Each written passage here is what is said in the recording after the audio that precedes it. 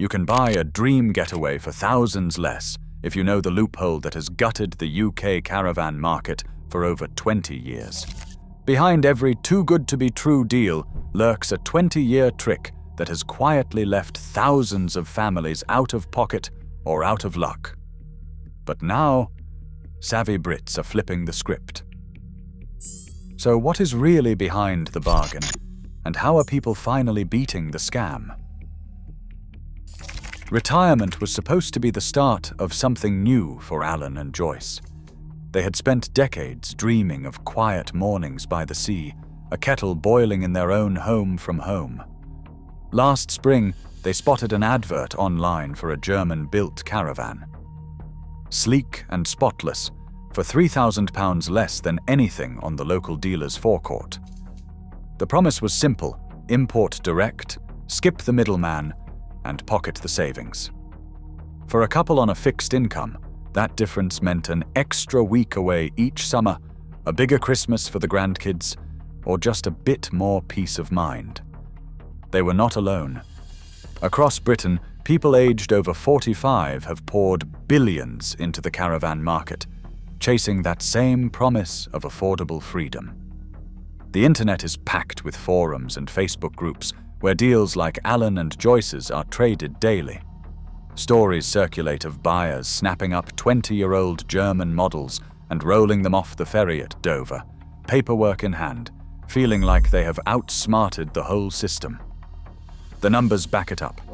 At the height of the trend, more than 12,000 imports a year were crossing the channel, feeding a market worth £150 million. The average saving? About £3,000 per unit, enough to tempt even the most cautious shopper. Much of this movement traces back to a handful of charismatic importers, people like Pete Lawrence, known to his online followers as Loophole Pete. Pete did not start out as a caravan mogul. He was a forklift driver who, in the early 2000s, spotted an opportunity buried in the fine print of UK vehicle regulations. He built a business guiding buyers through the process, from sourcing the right caravan in Hamburg to navigating customs and paperwork at Dover. His YouTube channel, packed with step-by-step guides, racked up over 100,000 subscribers. The message was clear: with the right know-how, anyone could bag a bargain and sidestep the sticker shock of a new UK model. But the rush for a deal has changed more than just holiday plans. Importers like Pete have turned a technicality into a movement, shaping how thousands of Brits think about value, risk, and the meaning of a good deal.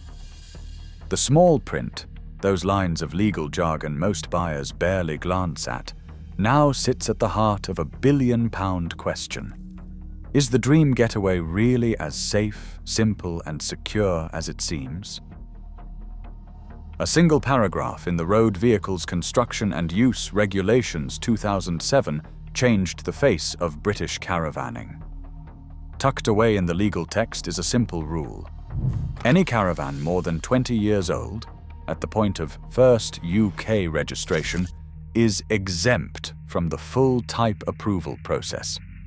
That means no need to pass modern emissions or safety tests, no requirement for costly upgrades, and no lengthy paperwork with the DVSA.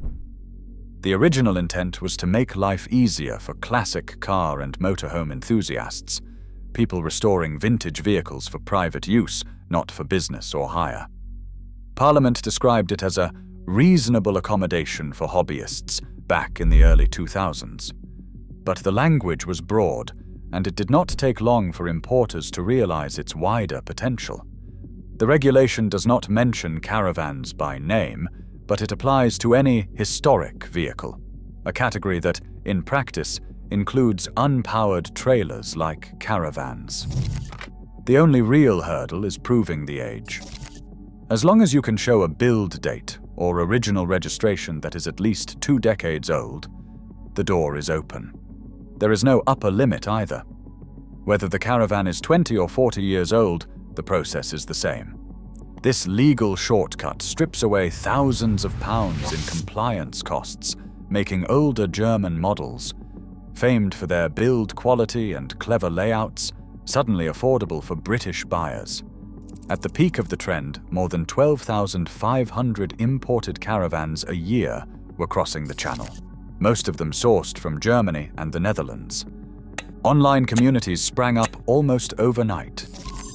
The Caravan Talk Forum's dedicated import section now counts over 5,000 active users, while Facebook groups like UK 20-year Caravan owners boast more than 12,000 members. For many, the exemption is not just a loophole, it is a badge of honor, proof that with a bit of research and a careful eye on the rules, ordinary Brits can outsmart the system and bag a bargain the official way. Inside the DVS, a testing facility, a battered 1999 German Caravan sits on a rolling rig. Engineers run the chassis through a fatigue cycle, simulating years of potholes and sharp bends. The numbers are stark. Nearly 1 in 4 of these older imports, 22%, fail the fire resistance or gas tightness checks on the first try. Dr. Elaine Matthews, a senior DVSA engineer, points to a melted wiring loom and notes that insulation standards from the late 1990s simply cannot match today's rules. Outdated materials, corroded joints, and makeshift repairs tell their own story. On the open road, the risks become real. Insurance firms have tracked the fallout for nearly 2 decades. Imported caravans over 20 years old are 3 times more likely to generate a claim than a new UK-built model. The most common reasons are fires sparked by old electrics, chassis failures on rough roads, and leaks that go unnoticed until the damage is done. According to Aviva's claims data, the average payout on these imports now stands at £6,800, substantially higher than the £4,200 average for newer British models. Claims manager Simon Patel lays it out in plain terms. We see the same pattern year after year. Older imports cost more to repair, and the incidents are more severe. That is why premiums are higher, and in some cases cover is restricted unless owners can prove they have installed modern fire safety kits. For many people aged over 45, the maths is sobering. The upfront saving can vanish in a single insurance claim or a failed safety check. What looked like a clever shortcut often leads straight to unexpected bills, and a sharp reminder that not all bargains are built to last. On a grey morning in June 2018, Border Force officials swept through Dover's ferry terminal. Their target was a convoy of second-hand caravans, freshly arrived from the continent. Within hours, nearly 1,200 units were impounded, a haul worth close to £90 million. The headlines spoke of a scam cracked wide open, but for hundreds of families waiting for their new holiday homes, the news landed like a thunderclap. Dealers scrambled to prove the age of every caravan, while buyers faced the threat of losing both their savings and their summer plans. The shock rippled through the market. Importers banded together, forming the Independent Caravan Import Association to push back against blanket suspicion. Meanwhile, the big manufacturers ramped up their lobbying, pressing MPS to tighten the rules and demanding stricter safety checks for anything rolling off a ferry that was over 20 years old. Behind closed doors, government departments weighed the cost of consumer freedom against the pressure from domestic industry. In the end, the law held firm. If you could prove the caravan's age, and if it passed a post-import retrofit, you were in the clear. But the days of no questions asked bargains were over. For buyers, this new reality demanded sharper tactics.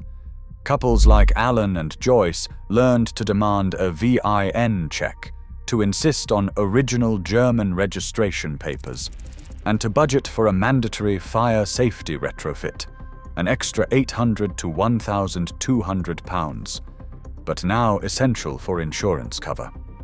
Forums distilled the lessons into a 4-step checklist. Verify the build date, check the paperwork, confirm the retrofit, and never pay until you have seen the caravan in person. These steps turned a risky loophole into a repeatable defense. The message spread fast.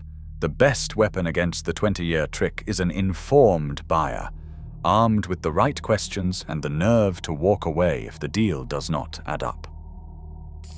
Right now, over 555,000 caravans sit on British roads, each a potential target for sharp practice. As contracts get ever more complex, vigilance is not just wise, it is essential. In a market built on dreams, the smartest move is always to read the small print. Let us know your thoughts below.